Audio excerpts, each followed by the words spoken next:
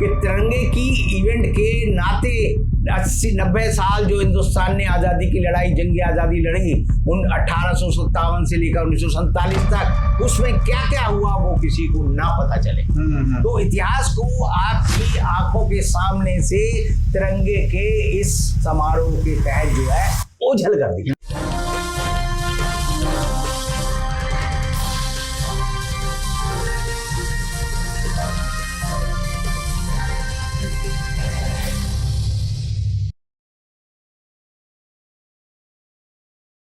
Hello, नमस्कार, आदाब, सत श्री अकाल और अस्सलाम वालेकुम। मैं हूं मोहम्मद अहमद काज़मी, लेकर आया हूं आपका पसंदीदा कार्यक्रम आपके रूबरू। आज संडे है और रविंद्र कुमार जी से हम बात कर रहे हैं। पिछले संडे को किसी वजह से उनसे बात नहीं हो सकी थी, इसलिए आपने संडे में 2 बजे कोई वीडियो नहीं देखी पिछले संडे को। लेकिन हमारी पूरी कोशिश रहती है कि रविंद्र कुमार जी जिस तरह से बेबाकी से बात करते हैं, देश में जो हालात हैं उन पर खुलकर चर्चा करते हैं, इसलिए हम उनको ज़रूर आपके सामने लाते हैं ताकि वो चीज़ें आप गहराई से समझ सकें जो कुछ देश में हो रहा है और बहुत ही तकलीफदेह हालात में लोग गुजर रहे हैं।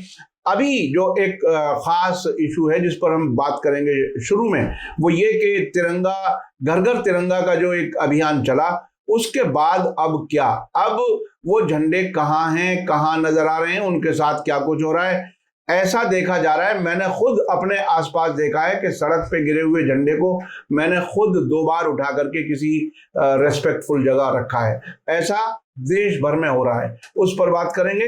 इसके अलावा महाराष्ट्र सरकार ने दही हांडी जो एक धार्मिक पर्व के मौके पर होता है, उस पर पहले पाबंदी लगी थी, अब उसने उसको खेल का दर्जा दे दिया है। ये क्यों हुआ है? और एक और बड़ी बात जो हम आप सभी अकेले में महसूस करते हैं, वो ये कि तमाम मुश्किलात के बावजूद लोग खामोश हैं। उन्हें ये नहीं मालूम कि आखिर उनके साथ क्या कुछ हो रहा है, आज कैसी गुजर रही है और आने वाला कल कैसा होगा।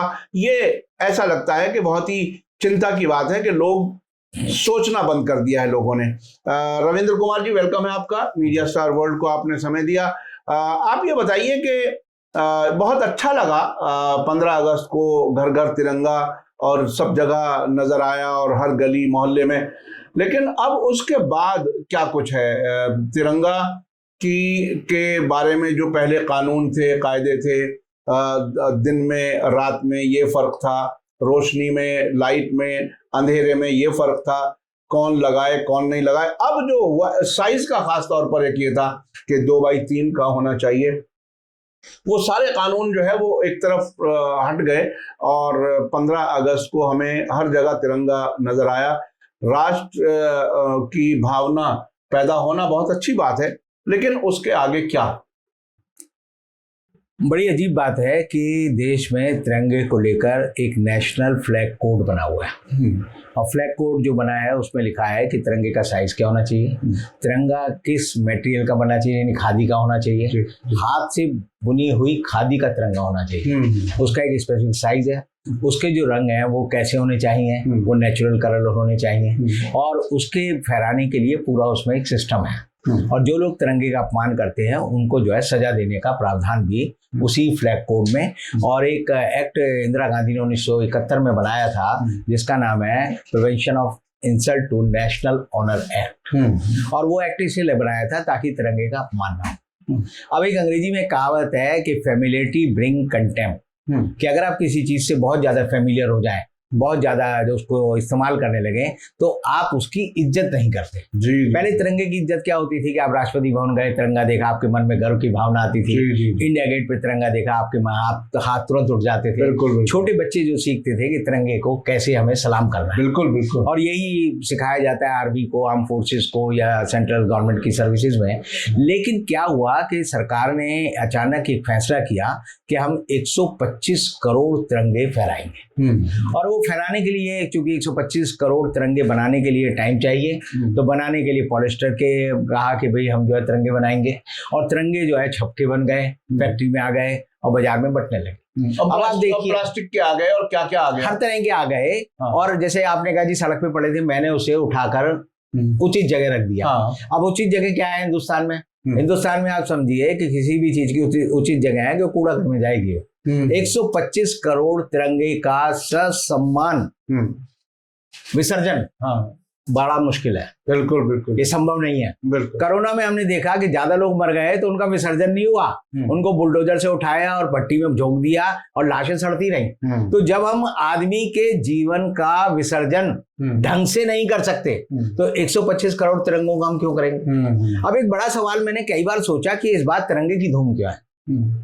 आजादी के 75 साल हैं और किसी आदमी ने नहीं सोचा हिंदुस्तान में कि तिरंगा तिरंगा तिरंगा हिंदुस्तान में तिरंगा हो रहा है। तो क्यों हो रहा है? दरअसल इसके पीछे की वजह ये थी कि हर साल आजादी के मौके पर 15 अगस्त को हम देश के उन शहीदों को याद करते थे जिन्होंने देश को आजादी दिलाई। हम गांधी को याद करते थे, नेहरू को याद करते थे, पटेल को याद करते थे, सुभाष चंद्र बोस को याद करते थे, चंद्रशेखर आजाद को याद करते थे, हम भगत सिंह को याद करते थे, राजगुरु को याद करते थे। हजारों ऐसे लोग हैं जिन्होंने अपनी प्राणों की आहुति देश के लिए दी, उनको याद करते थे। तिरंगे की आड़ में एक बात यह हुई कि हमने किसी शहीद को याद नहीं किया। किसी ने गांधी का नाम नहीं लिया, किसी ने नेहरू का नाम नहीं लिया, किसी ने पटेल का नाम नहीं लिया। तो आप एक बात समझ लीजिए, ये एक षड्यंत्र था कि तिरंगे की इवेंट के नाते 80-90 साल जो हिंदुस्तान ने आजादी की लड़ाई, जंग आजादी लड़ी, उन 1857 से लेकर 1947 तक, उसमें क्या क्या हुआ वो किसी को ना पता चले। तो इतिहास को आपकी आंखों के सामने से तिरंगे के इस समारोह के तहत जो है ओझल कर दिया और इसे कोई नहीं पकड़ा। यानी विपक्षी दलों पर मुझे बड़ा दुख होता है कि कम से कम उनको तो सोचना चाहिए, कम से कम कांग्रेस को तो सोचना चाहिए कि आजादी की लड़ाई के उन सारे शहीदों को याद करें हम, कि जिनकी वजह से हमें आजादी मिली। तो ये तो बहुत ही बड़ी बात है जिस तरह से आपने महसूस किया। ये देखिए, मैं भी एक तो स्कूल के टाइम में और फिर कॉलेज में भी एनसीसी कैंडिडेट में रहा हूं, और एनसीसी कैंडिडेट तकरीबन अपने आप को फौजी समझने लगता है। आधा फौजी उसका सपना होता है फौज में जाने। जी, फौज में जाने का सपना होता है और उसके साथ साथ तिरंगा भी जुड़ा होता है, उसके साथ साथ राष्ट्रभक्ति भी जुड़ी होती है। लेकिन जिस तरह से आपने ये बात बताई कि ये स्वतंत्रता के जो शहीद थे उनको भुलाने का काम किया गया, तो ये आपने देखा कि इतिहास की किताबों में भी तब्दीली की जा रही है और इस बार 15 अगस्त को सावरकर का नाम भी लिया गया बाकायदा। तो क्या बीजेपी, आरएसएस देश का इतिहास वाकई बदल सकेंगे? देश की जो रूह है, जो आत्मा है, क्या उसकी इजाजत देगी? देखिए, देश की रूह जो है, उसकी जो आत्मा है जिसकी बात आपने की, वो सच जानती है। सच को आप जो है छिपा नहीं सकते। सच को छिपाने के लिए आप कितने महल, जिसे कहते हैं ना कैमोफ्लेज, अंग्रेजी में शब्द है, कि धुएं का एक आडंबर खड़ा कर दो तब भी असलियत जो है निकल के आती है और वो आएगी। मैंने जो बात कही, जो लोग देखेंगे, सोचेंगे, कहेंगे रविंद्र जी सही बात कह रहे हैं कि हम जो आजादी के जश्न में एक भी शहीद को हमने याद नहीं किया। लानत है हमारे ऊपर। हमें शर्म आनी चाहिए कि हम गांधी को भूल गए, हम चंद्रशेखर आजाद को भूल गए, हम भगत सिंह को भूल गए, हमने 15 अगस्त को किसी का नाम नहीं लिया। हमें तो ऐसे लगता है जैसे आजादी जो थी, 15 अगस्त की एक डेट आई और अंग्रेजों ने कहा जी हम जो है जा रहे हैं, हमारा जो है जैसे शादी के बाद तंबू खड़ जाता है कि भाई अब जो है ठेला खत्म हो गया, अब अपने घर चलो, ऐसे अंग्रेज भाग गए। ऐसा नहीं हुआ। जबकि कितने लोगों ने शहादत दी, कितने लोगों के घरों में शहीद की खुशी तो अपनी जगह होती है, लेकिन जिनके सरों से साया जाता है उनको एक तकलीफ भी होती है, और उन्होंने देश की आजादी के लिए वो तकलीफ बर्दाश्त की। बात आप एक बात समझिए कि आजादी की लड़ाई में जिन जिलों ने, जिन शहरों ने सबसे ज्यादा प्रमुखता से भाग लिया, उनको कैसे अंग्रेजों ने बर्बाद किया। बलिया एक जिला होता था जिसमें सबसे ज्यादा शहीद लोग पैदा हुए। उसके लोगों को आज तक जो है पिछड़ेपन में रखा गया है। बलिया के पिछड़ेपन का कारण यह है कि वहां के लोगों ने देश की आजादी में बढ़ चढ़कर हिस्सा लिया। कानपुर के साथ ये हुआ।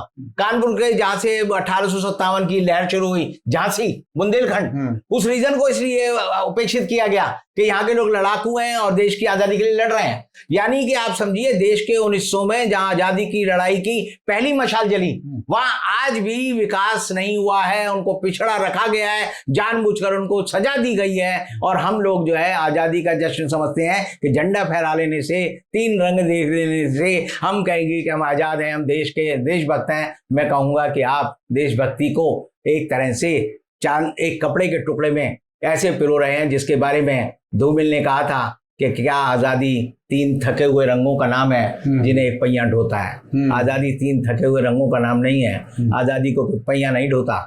आज़ादी जो है देश के लोग जो होते हैं उनके दिल में, उनके दिमाग में होनी चाहिए। अच्छा, ये एक और आपने एक एंगल दिया। ये देखिए 1947 के बाद और 1950 से खासतौर पे हमारा संविधान लागू हुआ, उसके बाद की अब तक की सरकारें भी इस तरफ तवज्जो नहीं दे सकी, या इसे दूसरे अंदाज से समझा जा सकता है, क्या अंग्रेजों की उस साजिश को फॉलो किया, उसको एक्सेप्ट किया बाद की सरकारों ने कि इन जिलों को, इन जगहों को जहां से बलिदानी लोग निकले थे उनको अब तक भी अनदेखा किया जा रहा है? आखिर क्या है? बिल्कुल बिल्कुल, सरकार की रणनीति जो कलेक्टर साहब को बता दी गई थी उस समय में, वॉइस फायर के टाइम में, आज भी कलेक्टर उसे फॉलो करता है।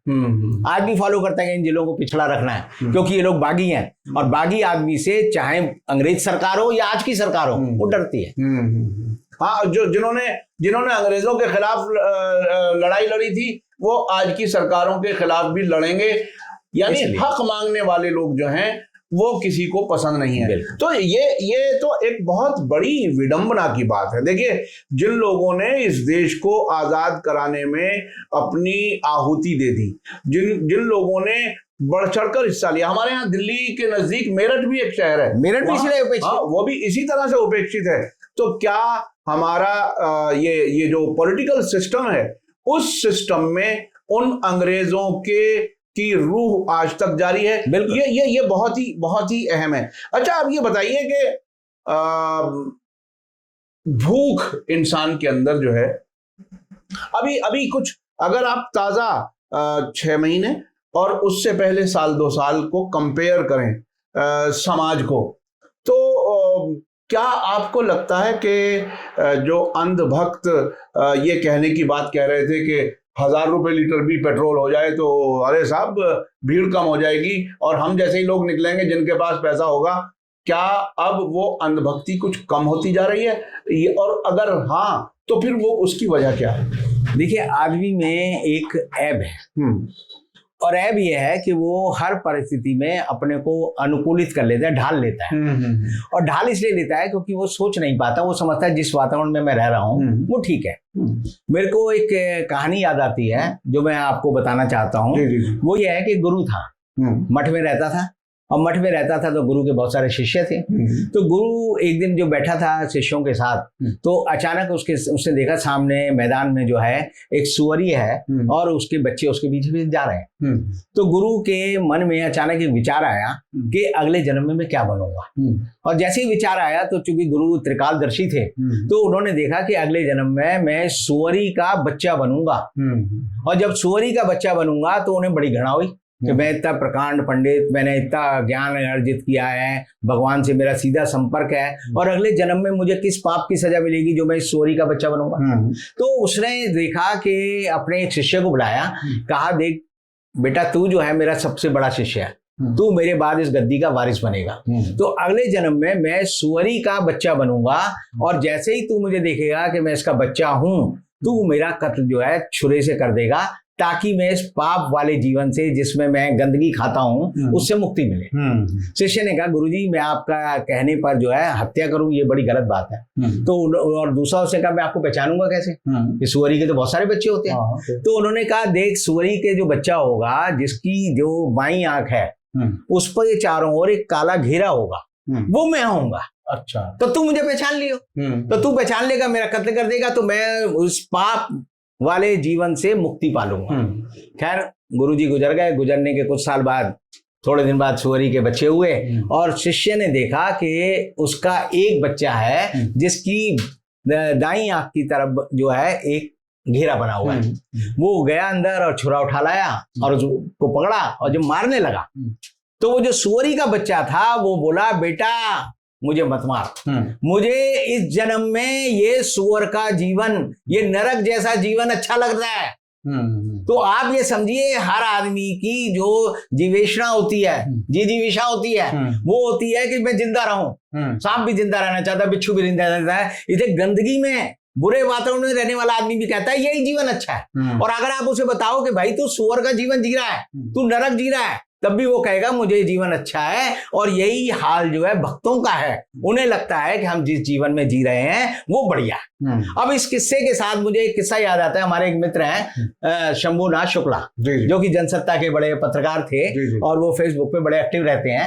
तो वो हिंदुस्तान के बारे में बड़ी टिप्पणी करते थे। अब पिछले कुछ दिनों से वो कनाडा गए हुए हैं। तो कनाडा गए हैं तो वो वहां की जो प्रशंसा में ऐसी ऐसी बातें बताते हैं कि यहाँ पे बसें फ्री हैं, 12 साल के बच्चे तक को जो है किसी भी जगह जाने के लिए बस में किराया नहीं देना चाहता, सड़कों पर इतनी सफाई है, सरकार पैसे नहीं लेती, हर चीज में वो कहते हैं स्वर्ग है। और अब वो क्या कर रहे हैं, तुलना कर रहे हैं कि हिंदुस्तान में उनका जीवन क्या था, हिंदुस्तान में रहते थे, और कनाडा में क्या।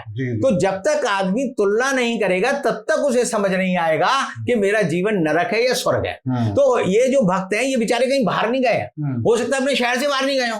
जो मुंबई नहीं गया, कलकत्ता नहीं गया, श्रीलंका नहीं गया, उसे कैसे पता चलेगा बाहर के लोग कैसे लगते हैं। तो नरक में रहने वाले आदमी को अगर आपको बाहर निकालना है तो उसे स्वर्ग की छवि दिखानी होगी, और जब स्वर्ग की छवि देखेगा तब वो समझेगा मैं नरक में रह रहा हूं। तो इसलिए जितने भक्त हैं, जितने जो सुअर की तरह रह रहे हैं, इनको जब तक स्वर्ग का रास्ता नहीं दिखाया जाएगा उस गुरु की तरह कि तुम नरक में रह रहे हो, तुम विष्ठा खाते हो, तुम गंदगी में घूमते हो, तुम जो है बड़े तुच्छ प्राणी हो, तब तक इनको अकल नहीं आएगी। और अकल आने के लिए जरूरी है कि इनका सत्य से साक्षात्कार कराया जाए। अच्छा, अंधभक्तों के बारे में मैं थोड़ा सा बता दूं कि यहाँ हम लोग दिल्ली में रहते हैं और ऐसा कई बार हमें मालूम हुआ, कई यूट्यूबर्स ने भी बताया कि कुछ अंधभक्त जैसे कनॉट प्लेस और कुछ ऐसी जगहों पर बाकायदा घूमते रहते हैं दिन भर, और वो उनकी ड्यूटी होती है, उनको कुछ तनख्वाह मिलती है, और जहाँ कहीं कोई कैमरे वाला हुआ तो वो मोदी जी को अच्छा बताना, ये सारे काम है। और यही भीड़ रात को जो टेलीविजन के डिबेट्स होते हैं उसमें पहुंच जाते हैं और उनको पर्चियां मिल जाती हैं, सवाल कि आपको क्या करना है, अगर कोई दूसरी पार्टी का है तो उसे कैसे एम्बेरेस करना है। तो ये अंधभक्तों ने अपना काम बना लिया है। और कुछ लोग तो इस हद तक कहते हैं कि 2-2 रुपए में ट्वीट करते हैं और क्या क्या होता है, वो खैर एक अलग एक चीज है। अब ये बताइए कि ये अंधभक्त जिन्हें कोई बाहर तो देखा नहीं इन्होंने, और मोदी जी के जमाने में कोई बहुत ज्यादा स्वर्ग दिखेगा, इसके भी इम्कान बहुत कम है, तो ये कैसे सीधे होंगे, तो क्या से समझ में आएगा। देखिए, ऐसा एक कहावत है, बड़ी प्रसिद्ध कहावत है कि अतड़ी में रूप और बच्ची में छप बसती है। अब आपको मतलब नहीं समझ आएगा। अतड़ी में रूप है कि अगर आपकी पेट में अतड़ी में खाना जाएगा तो अपने आप आदमी हो, बच्चा हो, औरत हो, सुंदर हो जाएगी। यानी भूखे आदमी के रूप नहीं होता, भूखा आदमी सुंदर नहीं होता। और बच्ची में छप, बच्ची मतलब होता है जैसे आपने कान में कुंडल पहन लिए, नाक में लौंग पहन ली, वो लगा लिया, जब वो खाने से बचता तब ये सब कुछ जब आप जो है सोने की चूड़ी पहन ली, तब आपकी छवि निखरती है। बिल्कुल। तो जैसे किसी औरत के बारे में कहा जाता है अगर उसे खाने को ना मिले तो उसका रूप जो है बुढ़िया हो जाएगी वो जवानी में। बिल्कुल। और अगर उसको ये बच्ची ना मिले, पहनने के लिए गहने ना मिले, लिपस्टिक ना मिले, तो उसका जो है सौंदर्य नहीं आएगा। और इसलिए गरीबी सबसे बड़ा अभिशाप है। सबसे बड़ा अभिशाप किसके लिए? औरतों के लिए। दूसरा अभिशाप किसके लिए? बच्चों के लिए। फिर किसके लिए अभिशाप है? आदमी के लिए। तो आप सड़क पर निकलेंगे तो औरतों की शक्ल जो है पिलपिले आम की तरह मिलेगी, आदमी की हालत जो है आप देखेंगे सड़े हुए केले जैसी है, और बच्चों की हालत ऐसी है जैसे अमरूद में कीड़े पड़ गए हों। तो ये हिंदुस्तान के लोगों की हालत 75वें साल के अमृत महोत्सव में हो गई है, क्योंकि लोगों पे पैसा नहीं है। मैं अभी किसी से बात कर रहा था तो मुझसे लोग पूछते हैं कि भाई आज जन्माष्टमी है तो क्या करें। मैंने कहा भगवान कृष्ण को मखाने की खीर बनाओ, उसमें केसर डालो और खिलाओ। तो वो एक महिला थी, बोली मेरे पास तो दूध के पैसे नहीं है, तो मैं मखाने कहाँ से लाऊंगी और केसर कहाँ से चढ़ाऊंगी। तो मैंने कहा ये भगवान से ही कहो कि प्रभु तू ही तो सबको देता है, मुझे इतनी सामर्थ्य दे कि मैं पैसे कमा सकूं। अब ये बहुत सारे लोग मजाक बना रहे हैं कि मोदी जी ने तो जीएसटी लगा दिया दूध पे, मक्खन पे, पनीर पे, तो अब ये लग गया है। तो यानी भगवान तक वो खीर भी नहीं पहुंच पा रही इस जीएसटी के चक्कर में। जी हाँ। तो ये देखिए, ये है हकीकत जो मैंने आपसे पहले भी बताया एक आध किसी प्रोग्राम में कि एक बेरोजगार नौजवान नौकरी की तलाश में निकला और मिलने के बाद में वो ये पूछता कि आसपास गुरुद्वारा कहाँ। बिल्कुल। तो वो गुरुद्वारे में वो कहता मैं खाना वहां खाऊंगा और उसके बाद चला जाऊंगा। ऐसे नहीं है जेब में तो ये इस हालत में लोगों का पहुंचना, जिनके पास खाने के लिए नहीं है, जो गुरुद्वारे का रास्ता पूछ रहे हैं वो किस तरह से अपनी मर्जी, अपनी ख्वाहिश, अपनी उमंगों का जीवन गुजार सकेंगे, ये बहुत ही खतरनाक सूरत हाल है। अभी ये महाराष्ट्र वाली कहानी क्या है? ये जो देखिए महाराष्ट्र वाली हम दही हांडी 2007 में शुरू हुआ कि भाई दही हांडी होनी चाहिए, नहीं होनी चाहिए, क्योंकि दही हांडी में जन्माष्टमी के दिन जो है महाराष्ट्र में बड़ा पर्व होता है और लोग जो है गोविंदा की टीम बना लेते हैं और फिर वो एक के ऊपर एक चढ़ के पिरामिड बनाते हैं और फिर वो जो तोड़ता है उसको पैसे मिलते हैं। तो ये एक तरह का वहाँ का एक चलन बड़ी तेजी से फैला, फिल्मों की वजह से भी और मीडिया की वजह से भी। और उसके बाद आप देखते हैं कि सुप्रीम कोर्ट ने उस पर रोक लगा दी थी, क्योंकि ये जो आदमी की जान को खतरा है, क्योंकि सुरक्षा के उपाय नहीं होते।